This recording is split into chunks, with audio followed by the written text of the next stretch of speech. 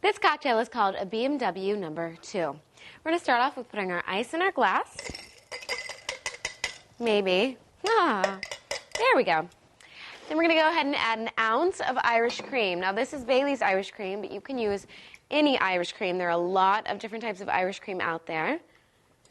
Like so. Now we're going to do an ounce of coconut rum. In it goes. And now an ounce of white creme de cocoa.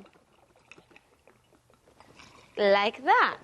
So that is equal parts of coconut rum, Irish cream, and white creme de cocoa. You can add more or you can add less. They are all equal parts. Now we're just going to mix it.